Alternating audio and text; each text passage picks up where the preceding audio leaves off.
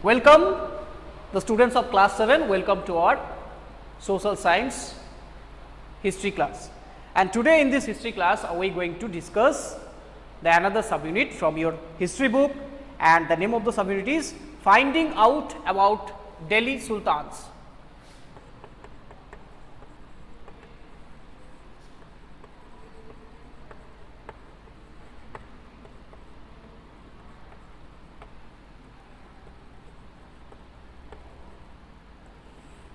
Okay.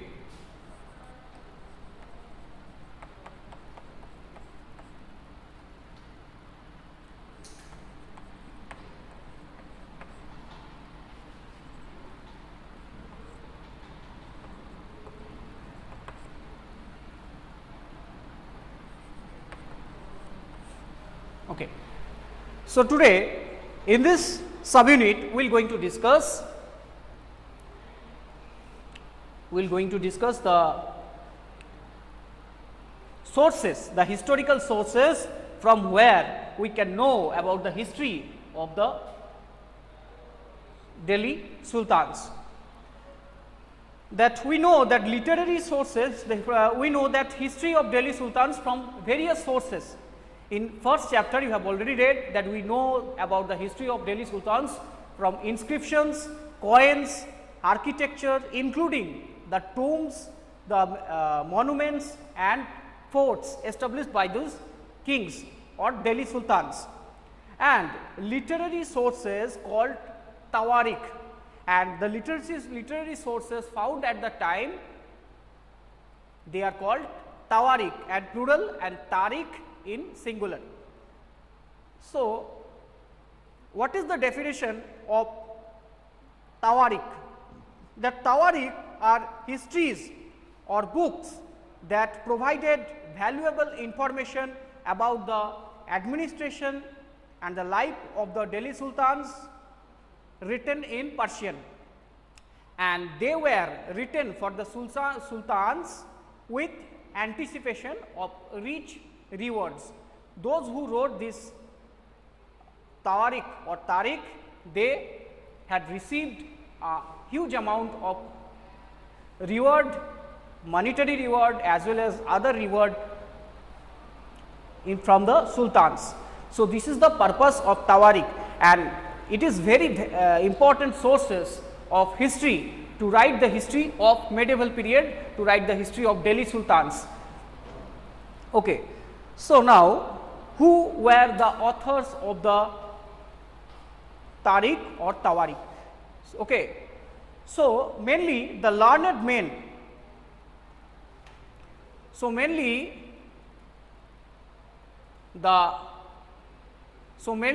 learned men such as the secretaries of the king, the administrators, the poets and the courtiers. Okay. So, the authors of the Tawarik. Authors, who are the authors of the Tawarik?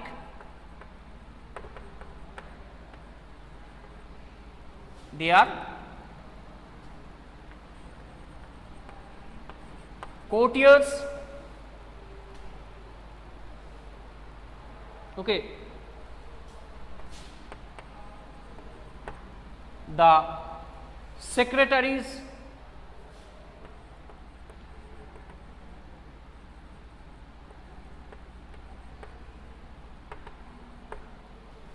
number 3 the administrators,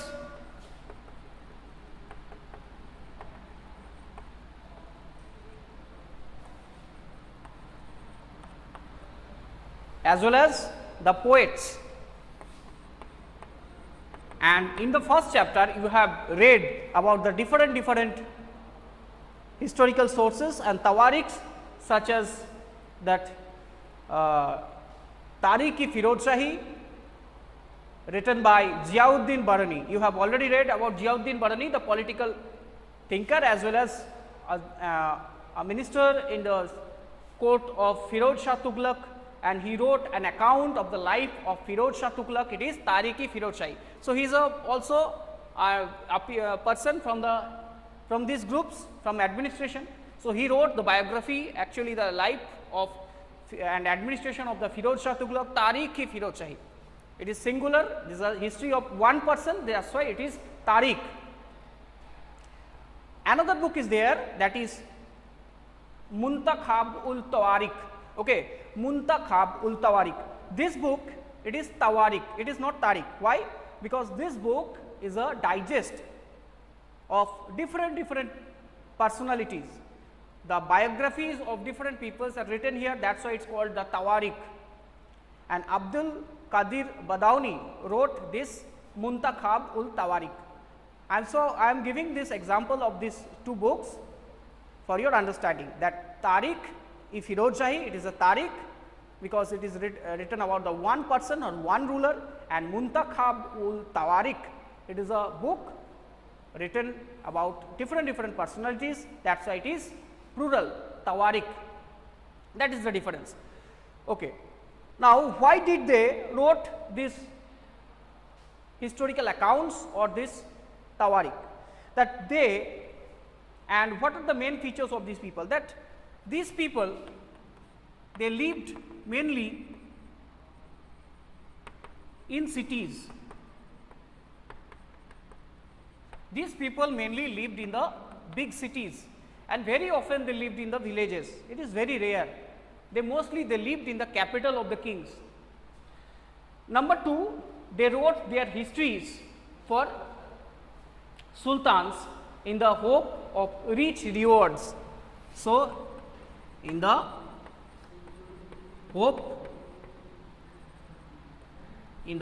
of rich rewards. This is the another reason and another features of this Tawarik.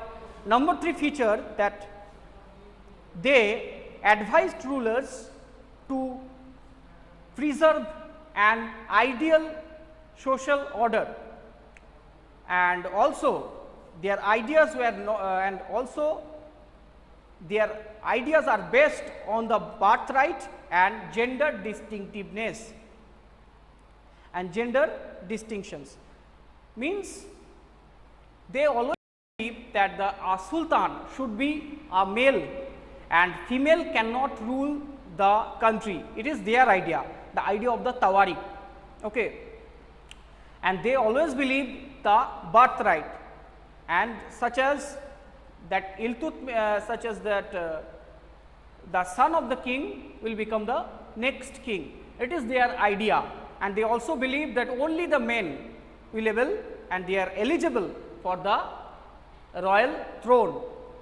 The girls, the princes were not eligible for the throne. This is their idea, but these idea were not shared by everybody. Everybody not believed, and they are not had their same opinion.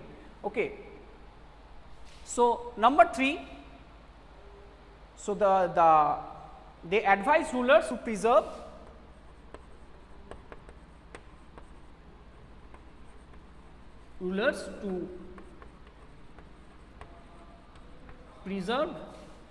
a ideal social order.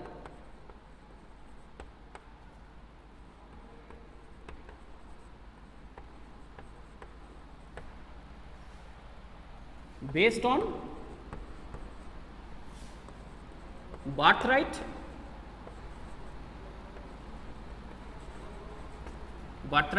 and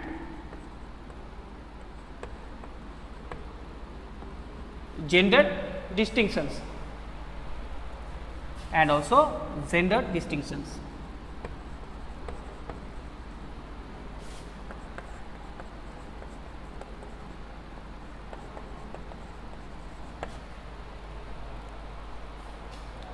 Okay. So, now we are going to discuss about a chronicler named Minhaj-e Siraz.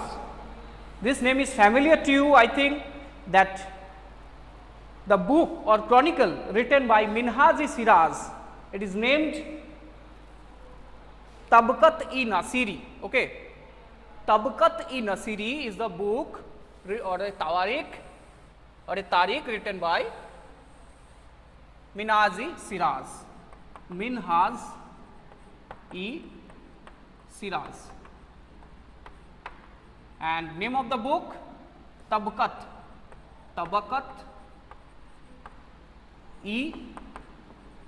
Nasiri. Okay, this is the one name, Tabaqat-e Nasiri. Okay, Tabaqat-I-Nasiri. So, what is the meaning? It is actually a book written on the Mameluke ruler Nasiruddin. So, Nasiruddin, it was written on the life of Nasiruddin, and also in this book he described how did the Sena dynasty in Bengal, Bihar and Orissa captured by the Bakhtiyar Khilji. Bakhtiyar Khilji also ruler and provincial ruler, and he also appointed by the Delhi Sultans, and he annexed the territories. He invaded Bengal and uprooted the Sena dynasty ruled at the time in Bengal and established the rule of the sultans in Bengal. Okay. So, this story is also described by Minhaj Shiraz, but we are not discussing these things here. Minhaj Shiraz point, we are discussing about the point of view about the society and the succession. Here we will discuss about the idea of Minhaj Shiraz on succession and society. That you know that in 13, after the death of Qutubuddin Aibak, his son-in-law Iltutmish became the king, and after the death of Iltutmish, his daughter Razia, okay,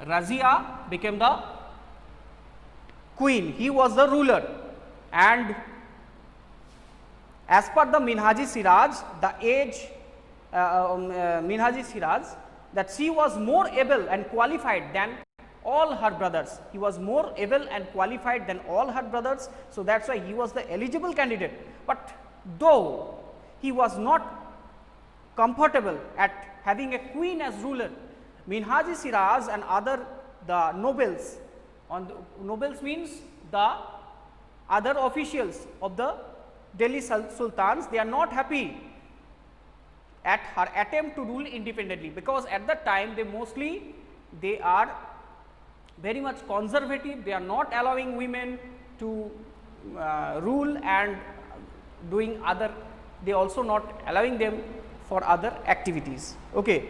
So, that is why they are very much angry.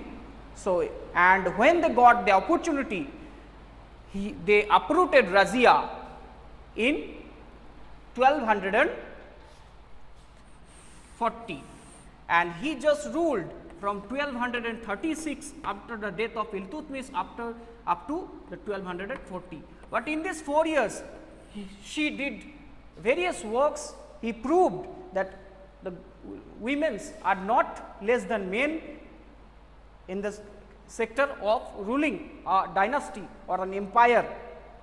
Okay. And she was removed from the throne in 1240 and imprisoned. After that, she was died, and there was a conspiracy against her made by some nobles. So, this is the story of Razia.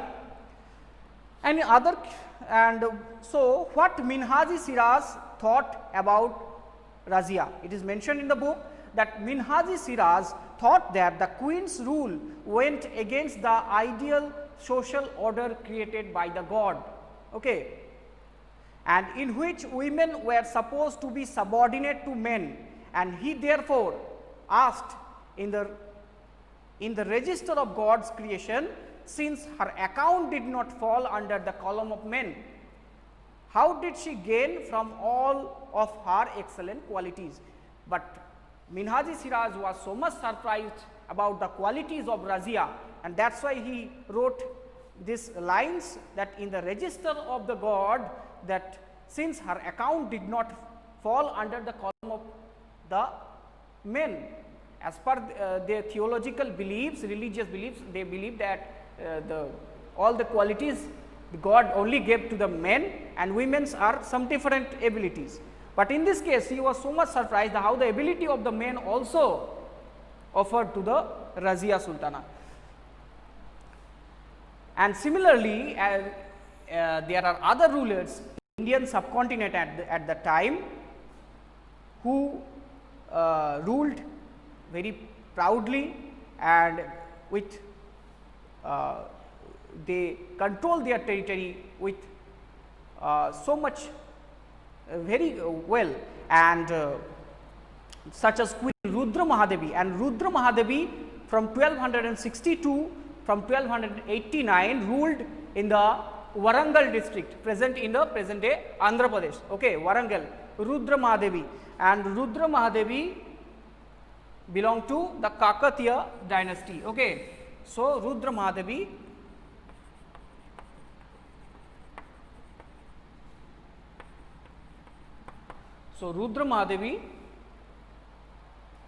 from Kakatiya dynasty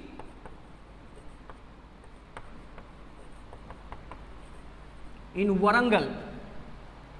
Okay, she also shown her power, as well as another ruler, and Rudra Mahadevi also changed her name on her inscription and persuaded she was a man, and also he spread his messages and his works or those through these inscriptions.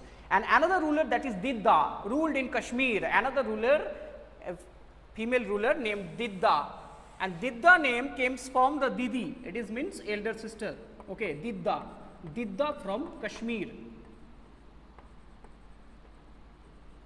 Okay, so Didda from Kashmir, another female ruler at the time in Indian subcontinent, ruled from 1980 up to 1003 AD.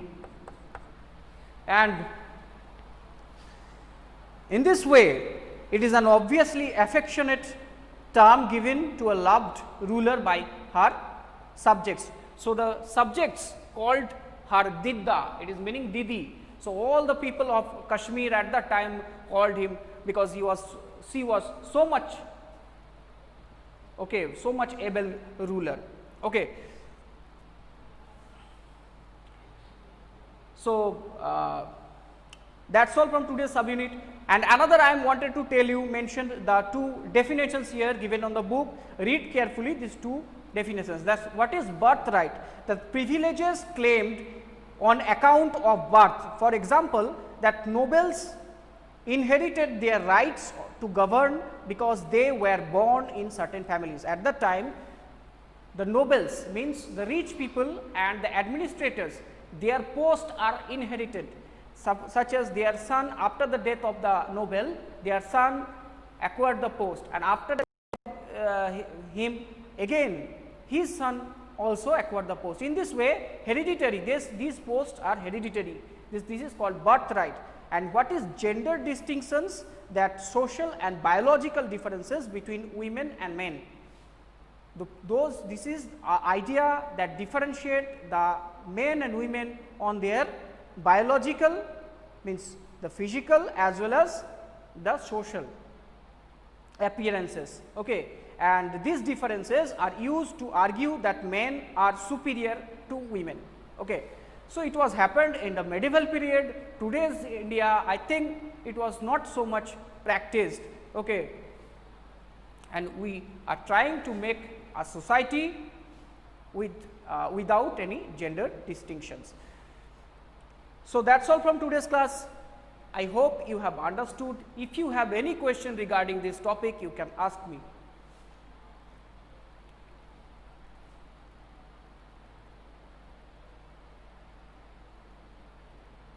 Basundhara, Priyanshu, Dildar, any question?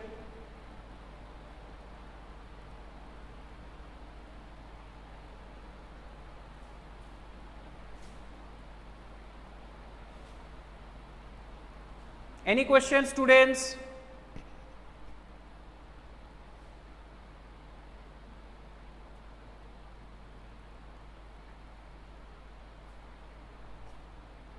How many present? Okay, if you have any question, you can ask me. Okay.